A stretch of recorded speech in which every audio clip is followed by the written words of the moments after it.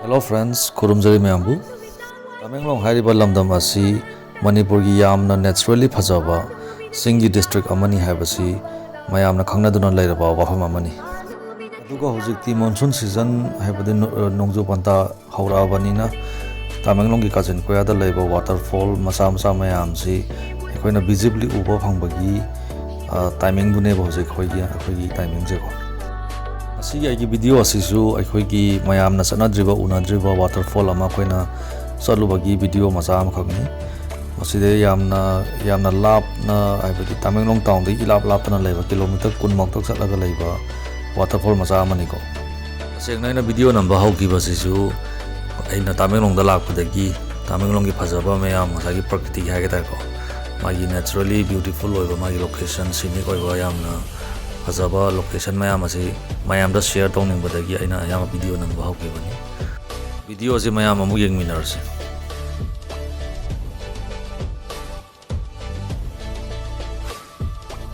hojiki hairiba ising jaibi habdi waterfall asi Tamenglong gi 0 point tagi kilometer kun muktang salaga laiba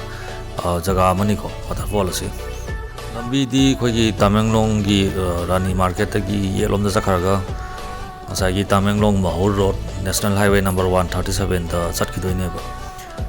dai sum straight ta sakharaga kilometer 20 ki round about atai da leirani hojikti lambi su yam nungai re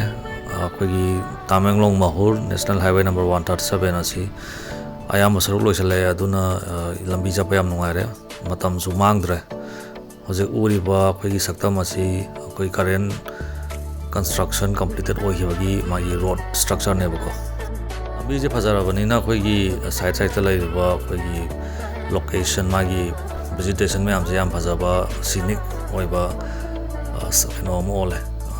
landscape am all haida aduna yamna chatpada yam nungai aduga yam ingba jaga ni ko Tamenglong se ingba haibadi yamna sataba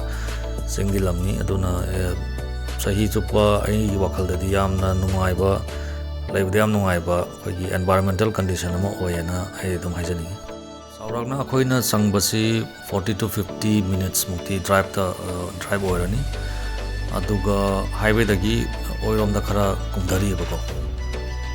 bija somne komai ni yaudi yoksle anova turel ni khoina laisi yamni phasaba jaga ni turen Actually, मैं जो है highway construction की सड़क bridge साबल लो इधर है ना वो मैं ले रहा मैं सारा बस इधर नसी दे फजना मुझे सारा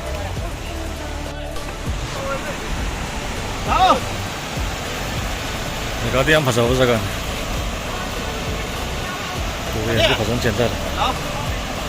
ना कसुले हम तो माले मुझे तो सीधा Hey jagas. Nungai dong man ba mo ulo ko do.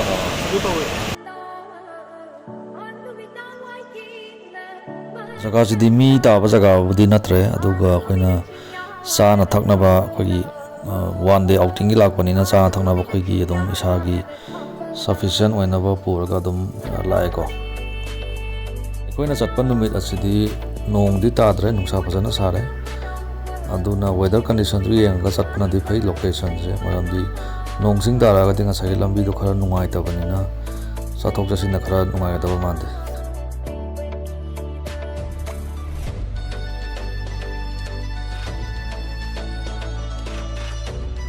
koi se chak thong ga cha doini aduna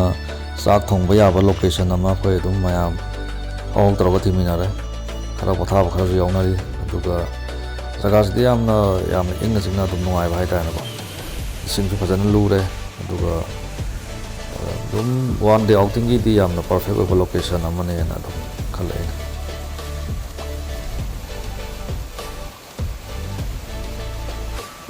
ture lanthoga chak thongba ya ba jaga khara phange aduna khoi mayam ture lalaga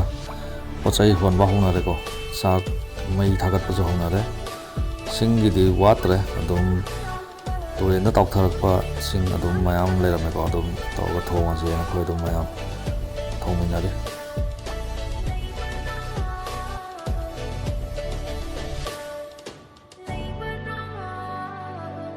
ꯆꯥꯛ ꯉꯥꯏꯕ ꯑꯣꯏꯅ ꯑꯩꯈꯣꯏꯒꯤ ꯁꯔꯥꯎꯟꯗꯤꯡ ꯂꯣꯀꯦꯁꯟꯁꯦ explore ꯇꯧꯕ ꯌꯥꯝꯅ ꯅꯨꯡꯉꯥꯏꯕ location ꯑꯃꯁꯨꯅꯤꯀꯣ ꯑꯩꯈꯣꯏꯅ ꯎꯗ꯭ꯔꯤꯕ ꯑꯩꯈꯣꯏꯒꯤ ꯌꯦꯟꯗꯦꯝ ꯃꯥꯟꯕ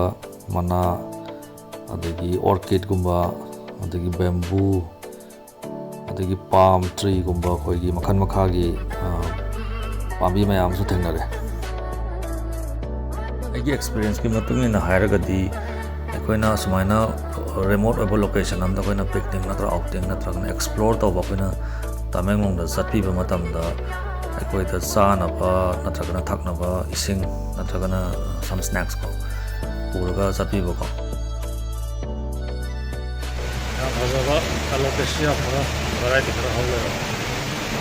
ꯄꯥꯝꯕꯤ ꯑꯗꯨꯝ ꯍꯧꯔꯦꯕ ꯁꯨꯝ ꯑꯦꯛꯁꯄ꯭ꯂꯣꯔ ꯇꯧꯕꯗ ꯅꯨꯡ ꯑꯆꯧꯕ ꯑꯃꯁꯨ ꯊꯦꯡꯅꯔꯦ ꯇꯨꯔꯦꯟ ꯃꯌꯥꯏꯗ ꯑꯩꯒꯤ ꯇꯨꯡꯗ ꯂꯩꯔꯤꯕꯁꯤ ꯅꯨꯡꯒꯤ ꯈꯨꯆꯥꯎ ꯑꯃꯅꯤ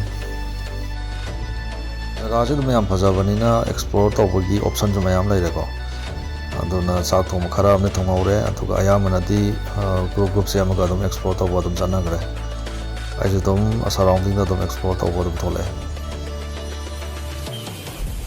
ꯁꯣꯝꯗ ꯆꯦꯟꯊꯈ꯭ꯔꯤꯕ ꯇꯨꯔꯦꯟꯒꯤ ꯃꯥꯏꯀꯩ ꯑꯁꯤꯗ ꯑꯩꯈꯣꯏ ꯉꯁꯥꯏꯒꯤ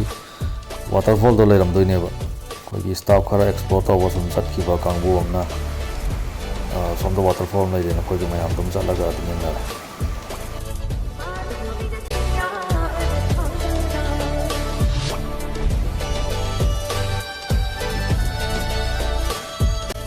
ꯌꯦꯡꯕꯗꯗꯤ ꯌꯥꯝꯅ ꯐꯖꯔꯦ ꯖꯒꯥꯁꯦ ꯂꯣꯀꯦꯁꯟꯁꯦꯀꯣ ꯑꯗꯨꯒ ꯏꯁꯤꯡꯁꯤꯁꯨ ꯋꯥꯇꯔꯐꯣꯜ ꯇꯥꯔꯛꯏꯕ ꯏꯁꯤꯡꯒꯤ ꯄ꯭ꯔꯦꯁꯔꯁꯤꯁꯨ ꯌꯥꯝ ꯀꯟꯕꯁꯨ ꯅꯠꯇꯦ ꯑꯗꯨꯒ ꯏꯁꯤꯡꯁꯤ ꯌꯥꯝꯅ ꯐꯣꯔꯁꯐꯨꯜꯂꯤ ꯇꯥꯔꯛꯄ ꯅꯠꯇꯦ ꯑꯗꯨꯅ ꯑꯩꯈꯣꯏꯅ ꯆꯪꯉꯒ ꯑꯗꯨꯝ ꯃꯅꯨꯡꯗ ꯆꯪꯕꯗ ꯌꯥꯝꯅ ꯅꯨꯡꯉꯥꯏꯕ ꯍꯥꯏꯒꯗ꯭ꯔꯥꯀꯣ ꯑꯗꯨꯃꯥꯏꯅ ꯃꯥꯒꯤ ꯑꯦꯛꯁꯄꯤꯔꯤꯌꯦꯟꯁ ꯑꯃ ꯂꯩꯔꯦ ꯑꯩꯒꯤ ꯂꯩꯔꯝꯃꯤꯕ ꯇꯨꯔꯦꯜꯁꯤꯁꯨ ꯏꯁꯤꯡꯁꯦ ꯌꯥꯝꯅ ꯂꯨꯕ ꯅꯠꯇꯦ ꯍꯥꯏꯕꯗꯤ ꯌꯥꯝꯅ ꯗꯦꯞꯊ ꯑꯣꯏꯕ ꯅꯠꯇꯦ ꯑꯗꯨꯅ ꯑꯗꯨꯝ ꯐꯨꯜ ꯑꯦꯟꯖꯣꯏꯃꯦꯟ ꯑꯩꯈꯣꯏꯒꯤ ꯋꯥꯟ ꯗꯦ ꯑꯥꯎꯇꯤꯡꯒꯤ ꯌꯥꯝꯅ ꯄꯔꯐꯦꯛ ꯑꯣꯏꯕ ꯂꯣꯀꯦꯁꯟ ꯑꯃꯗꯤ ꯑꯣꯏꯔꯦ ꯑꯗꯨꯒ ꯁꯤꯗꯒꯤ ꯆꯦꯟꯊꯈ꯭ꯔꯤꯕ ꯇꯨꯔꯦꯜ ꯑꯁꯤꯅ ꯑꯃꯨꯛ ꯑꯩꯈꯣꯏꯒꯤ ꯕꯔꯥꯛꯁꯤꯗ ꯇꯤꯜꯂꯨꯗꯣꯏꯅꯦꯕ ꯕꯔꯥꯛꯁꯦ ꯑꯩꯈꯣꯏꯒꯤ ꯇꯃꯦꯡꯂꯣꯡꯒꯤ ꯌꯥꯝꯅ ꯆꯥꯎꯕ ꯇꯨꯔꯦꯜ ꯑꯃꯅꯦ ꯅꯠꯇ꯭ꯔꯥ ꯑꯗꯨꯅ ꯑꯗꯨꯗ ꯑꯃꯨꯛ ꯄꯨꯜꯂꯨꯗꯣꯏꯅꯦ ꯏꯁꯤꯡꯁꯦ ꯃꯌꯥꯝꯁꯦ ꯐꯨꯜ ꯑꯦꯟꯖꯣꯏꯃꯦꯟꯅꯤ ꯑꯩꯈꯣꯏꯒꯤ ꯀꯥꯂꯦꯟ ꯆꯪꯉꯛꯄꯒꯤ ꯁꯥꯒꯠꯂꯛꯄ ꯃꯇꯝꯅꯤꯅ ꯏꯁꯤꯡꯁꯤꯁꯨ ꯑꯩꯈꯣꯏꯒꯤ ꯎꯔꯨꯝ ꯇꯥꯕ ꯂꯣꯀꯦꯁꯟꯗ ꯂꯩꯕꯅꯤꯅꯀꯣ ꯌꯥꯝꯅ ꯅꯨꯡꯉꯥꯏꯕ ꯑꯩꯈꯣꯏꯒꯤ ꯑꯦꯟꯚꯥꯏꯔꯟꯃꯦꯟ ꯑꯃ ꯑꯣꯏꯔꯦꯀꯣ ꯑꯩꯅ ꯖꯒꯥ ꯑꯁꯤ ꯆꯠꯂꯨꯕꯒꯤ ꯁꯝꯂꯞꯄ ꯑꯦꯛꯁꯄꯤꯔꯤꯌꯦꯟꯁ ꯍꯥꯏꯔꯒꯗꯤ ꯌꯥꯝꯅꯗꯤ ꯐꯖꯕ ꯖꯒꯥꯅꯤ ꯑꯗꯨꯒ perfect spot four one day outing ꯍꯥꯏꯕ ꯖꯒꯥꯗꯨꯅꯤꯀꯣ ꯑꯩꯒꯤ ꯋꯥꯈꯜꯗ ꯍꯧꯖꯤꯛꯃꯛꯀꯤ ꯑꯣꯏꯅꯗꯤ ꯐꯦꯃꯤꯂꯤ ꯑꯥꯎꯇꯤꯡꯗꯤ ꯈꯔ ꯅꯨꯡꯉꯥꯏꯒꯗꯕ ꯃꯥꯟꯗꯦ because of the safety reasons but as usual ꯇꯃꯦꯡꯂꯣꯡ ꯑꯁꯤ ꯌꯥꯝꯅ ꯇꯨꯔꯤꯖꯝ ꯄꯣꯇꯦꯟꯁꯤꯌꯦꯜ ꯂꯩꯕ ꯌꯥꯝꯅ ꯐꯖꯕ ꯅꯦꯆꯔꯦꯂꯤ ꯕ꯭ꯌꯨꯇꯤꯐꯨꯜ ꯑꯣꯏꯕ ꯂꯦꯟꯁꯀꯦꯞ ꯃꯌꯥꯝ ꯑꯃ ꯂꯩꯕ ꯂꯣꯀꯦꯁꯟ ꯑꯃꯅꯤ ꯍꯥꯏꯕꯗꯨꯗꯤ ꯑꯩ ꯚꯤꯗꯤꯑꯣꯅ ꯂꯣꯏꯁꯤꯜꯂꯛꯄꯁꯤꯗ ꯍꯥꯏꯖꯅꯤꯡꯒꯅꯤ